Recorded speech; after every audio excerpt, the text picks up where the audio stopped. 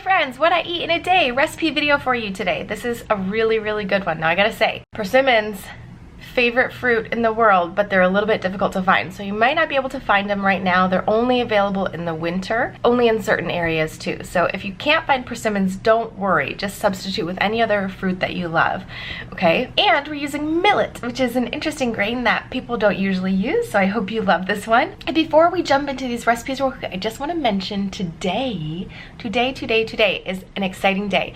I just opened up registration for my Eat to Live Academy. It is an 8-week course full of amazing information on how to do this for life. We all know that we want to eat healthy, but it's like, how do you do it when there's all this junk food around, when you have challenges at work or challenges with your family or whatever? How do you keep doing it consistently for life? How do you stick to healthy eating? We're going to talk about how to end emotional eating for good. We're going to talk about how to end cravings for good. We're going to talk all about the Eat to Live lifestyle, but we're going to talk about how to do it in the face of kind of the society that we're in right now. So let me guide you 8 weeks and explain to you exactly how to do this. It's a step-by-step program. It's what I use with all my private coaching clients. So make sure you get in on this. Registration is only open for a few days. You have to jump in on it right now. I'm putting links down below, above, all over the place, so you can follow the links to go check out the Eat to Live Academy. I would love to see you in there. It's gonna be life-changing. Okay, enough about that. Let's see these recipes. Let me show you how to make them. So how about some flavor today? Today we're having for breakfast a persimmon pear smoothie bowl. Now I gotta say, persimmons are my absolute favorite fruit in the world, but you want to start out with the fuyu persimmons, not the hachia ones. If you're familiar with persimmons, feel free to do hachia, but if you don't get hachia ones to the correct ripeness, it's a bad situation.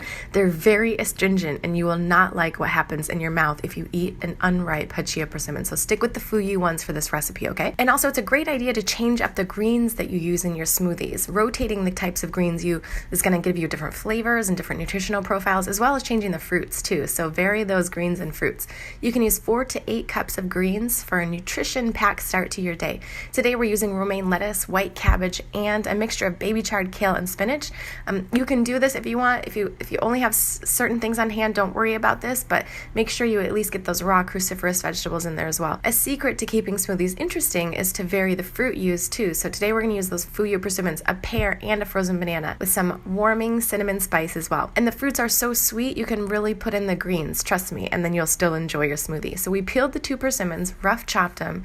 Since there were some dark spots on the pear, we trimmed those, and some of the skin was added to the blender. So decide if you want a warm or a cold smoothie and use room temperature bananas or frozen ones accordingly. I love warm smoothies, especially in the winter, but if you're not a warm smoothie person and you haven't figured that out yet, feel free to do the cold smoothie thing. Add in your plant milk, the water, the cinnamon, and ground flaxseed.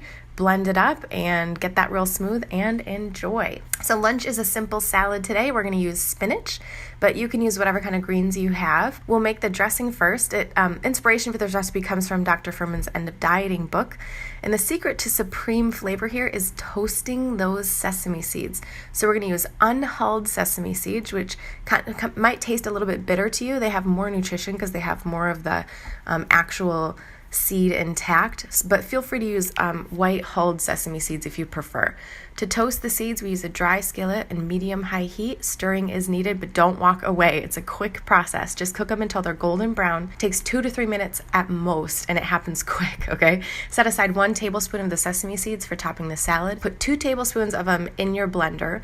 Then the oranges we're using today are called Sweet Bells. You can find them at Trader Joe's. We're going to use 2, but if you have other kind of oranges, like 1 large navel orange or 3 tiny tangerines could also be used, but make sure they're seedless. So peel them, tear them, or cut them into chunks. And then if your blender isn't high powered, you might need to soak the cashews in water for 20 minutes. I like to use hot water, or so discard the water prior to using too.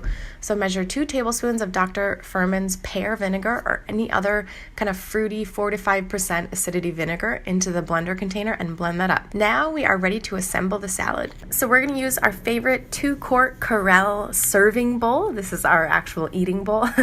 Heap up your spinach or your choice of greens. 2 huge handfuls. Pull off the stems if you like. Tear up the leaves also so you get them smaller. Top the greens with the carrots, cooked mushrooms, raw onion, and a cut up orange. Dress it with 1/3 of the orange sesame dressing, 1/3 of a cup about, and sprinkle on 1 teaspoon of the leftover sesame seeds. Simple and yummo. For dinner, we're using a totally underutilized grain, millet. It's not just for the birds, it's the main, of course it is the main ingredient in most birdseed, but millet is a great substitute for rice, oats, or pasta. Try it for breakfast. You can make millet ahead of time and reheat it, fluffing with a fork after heating. We made it easy to cook by using the Instant Pot, but you can just use the package directions if you want. Use the toasting technique you learned with the dressing sesame seeds for lunch for adding flavor and depth to these tiny seeds. Preheating the pressure cooker stainless steel insert using the saute function. You don't have to do this, but it speeds it up. We add the 1/2 cup of millet. It doesn't look like much, but you'll see that it'll make 2 generous cups of cooked millet when finished. Stir the millet seeds around until they begin to pop and are a darker golden color. Add the 2 cups of boiling water and set the pressure cooker at 10 minutes using the manual function. We're going to allow this to do a natural pressure release and do it earlier in the day or while you're prepping the stir fry so you can kind of just get it out of the way.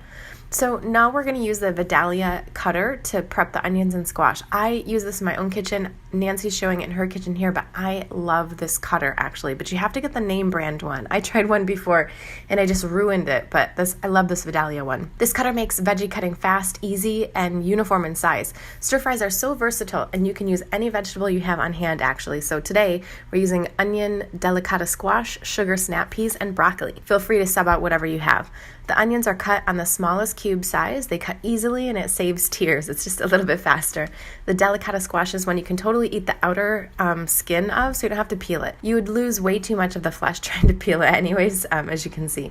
Scoop out the inside yuckiness and use the cutter with the large cubes. Okay, these don't go through as easily as the onions, so we're gonna just cut these with a knife for now. Lesson learned.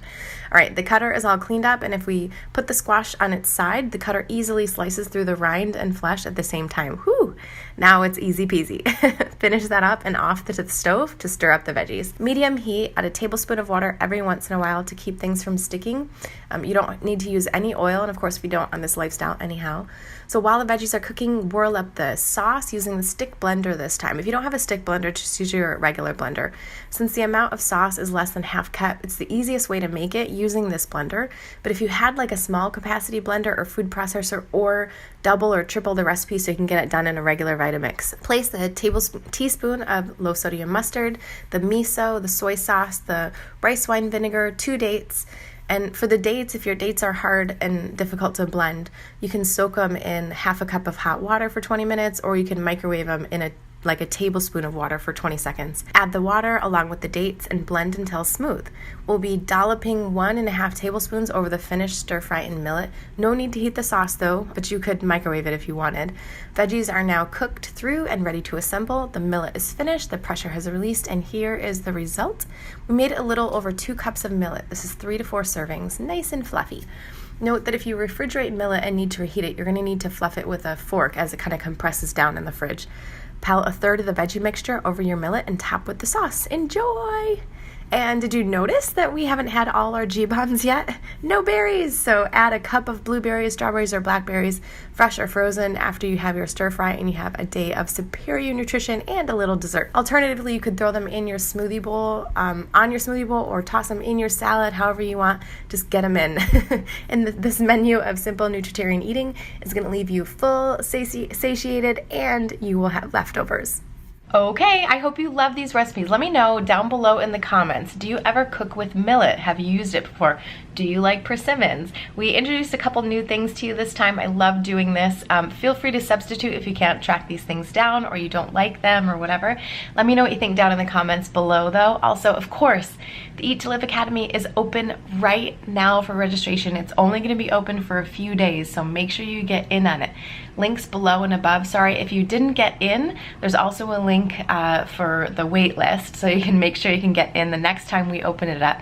As I said, registration only open for a minute, and it's open right now. So Eat to Live Academy if you want to learn how to end emotional eating for good, if you want to learn how to end those blasted cravings and you want to be able to eat this way for life, every meal, no drama, just be able to choose these foods, be healthy, be your healthiest self forever, reap all those benefits of the Eat to Live lifestyle. I'm going to teach you how, using all the techniques I use with my private clients, you will come away from this workshop guaranteed a changed person, I promise you. Please check out the Eat to Live Academy, links below and above. Love to see you in there, only open for a few more days, so make sure you get in. Hope you love these recipes. Let me know if there's anything you want me to make videos on, or if you have any specific recipes that you love, share them with us and we can feature them in an upcoming What I Eat in a Day recipe video too, okay? Thank you so much for being here, and I will see you guys in the next video. Bye!